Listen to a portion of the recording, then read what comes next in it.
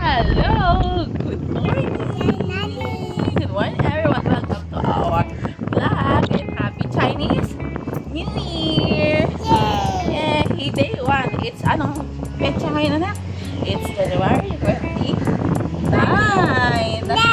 2 days na din before your birthday! Wow! Ayan, so today chill lang tayo kasi 2 days holiday dito sa Singapore. And now, Singapore. Wala si Daddy dahil nasa work. Kaya nga work. Yan gayon ay dahil nga yung holiday ngayon, mag-walking lang kami kasi paka-rest day. Tapos na-exercise din. Together with Michelle. Hi Michelle! Hi Michelle! Samahan niyo kami sa aming off day. Let's go! Yan. Ito nga pala yung lugar namin kung saan kami nakatira. Kaya tawag siya na Ang Mokyo. Ayan. Ito yung building. Ito na yung HDB namin. Diyan kami nakatira. Ayan. Welcome to our neighborhood. Michelle! Hindi ka dito. Ayan. Ayan siya, oh. Ayan. So, ito yung tinatawag na ang Mokyo area. Sa Pilipinas lang, di ba parang barangay ang tawag dun. Iba-ibang lugar. Dito, ang Mokyo naman. Dito kami nakatira sa ang Mokyo. Tapos, we are a family of 3. Ayun kaming baby. Ayan. Hello. Ayan. 2 years old na siya ngayong January 31. Oops, sorry. Ayan. Sa Malaysia ko na siya pinanganak. Dito ko na kasi kami nagkakilala rin ng tatay niya sa Singapore. And now we're going to the market. Kaso nga lang, dahil CNY ngayon, panigurado, most of the shops are closed. Kasi nga nagsa-celebrate sila ng Chinese New Year. Okay, family reunion. Ang galing nga eh. Parang kung sa Pilipinas lang, parang siyang siguro ang Christmas, ganun, or New Year. Saan yung mga tao talaga, they're very sincere in celebrating, diba, yung reunion. Sa atin, di ba, pag Pasko, bagong taon, na tayo sama-sama. Michelle. Yan. Ayan. So, ngayon, punta namin ng market. So, napapansin nyo ba to? Nakita nyo yung dalawang linya.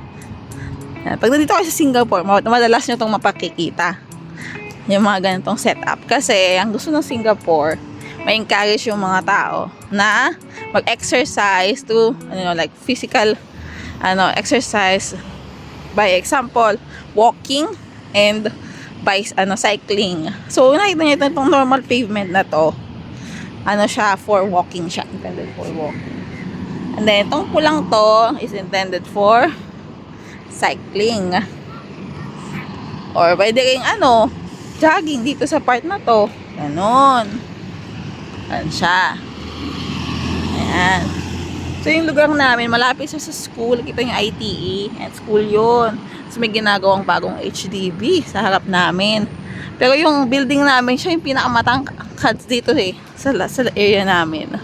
Kaya actually, hindi siya nabablock ng hangin. Michelle! Michelle! Ama! Hi! Let's go. Ayan, ito yung walking na kami. May manginig na kayo dito. Sa part na to, may manginig na kayo ng mga birds. Chirping. English yun. Yun. Kasi doon, papakita ko sa inyo pag malapit na. Ayan, ito yung sabi ko sa inyo na sila. Parang, titipon-tipon sila. Kunti nga lang yan ngayon kasi nga CNY eh. Pero pa alam mo yun, nagagaling din yung mga ibon. Ayan, kasi siguro, di ba, banding na nila yan. Kasi pero naka-cage sila eh. So, ganito yung ginagawa nila para maalaw din yung mga alaga nilang birds. See? So cute, di ba? Ayan. So, ito na. Nandito na kami sa tinatawag na Hawker Center. Ayan. Ayan. So, ito yung tawag na Hawker Center. So, yan lang ang bukas ngayon. Mixed rice. So, madalas dito kami bumibili kasi mas mura dito. Yung mixed rice na pinakita ko kanina, doon kami madalas bumibili. Say hi daw, say hi. Ayan. Kasi mas mura doon. Tapos, mura lang yung combination ng mura lang yung combination ng gulay, saka ng karne doon. Depende sa pipiliin yung yung choice. Nagbababay siya. Alay ka na, anak. Ayan. Kusyal. Ayan siya. Ayan. Dahil CNY, napakatahimik ng lugar. Very less crowded. As in, wala. Sarado silang lahat. Ayan. Buti lang bukas tong 7-Eleven. At least kahit paano may mabibilhan ng something pag nagutom. Ayan. Michelle! Uy! Ayan. Ito yung tinatawag nila na we are in the Chengsan Market. Maganda to sa market na to kasi combination siya ng wet tsaka dry. And meron din siyang kainan dito sa gilid. Madalas dito kami bumibili ng food. Lang siya, mga 5 minutes walking distance from the house. Ayan, naglilinisan sila ngayon kasi nga wala na mga mga pasok. Ayan. Kaya nakikita nyo, most of the shops sarado. So, buti na lang mo kasi uncle dito nang bebenta ng pork and chicken. Ayan sarado sa kanila. May ilan pa na bukas. Wala, pero tingnan mo, sila, ganito yung inuman nila kasi wala magki-cleaner dahil sarado nga lahat. Dancing? Okay? Oh. May nagiinig siyang sound kaya dancing siya ng dancing. Very good ang baby ko. Let's see. Wow. It's all closed. Wow. All closed. What to buy? Where to go? It's all closed. Oh no, my favorite soy bean shop.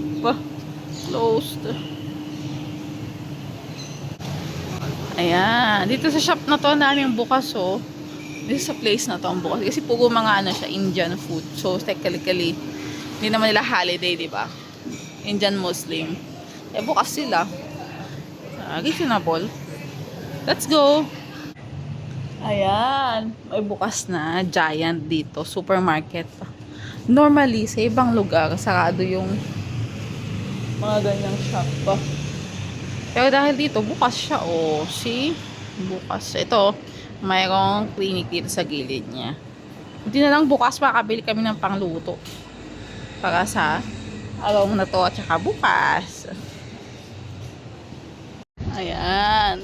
Nakabalik na kami dito sa area na to. Ito yung favorite playground niya.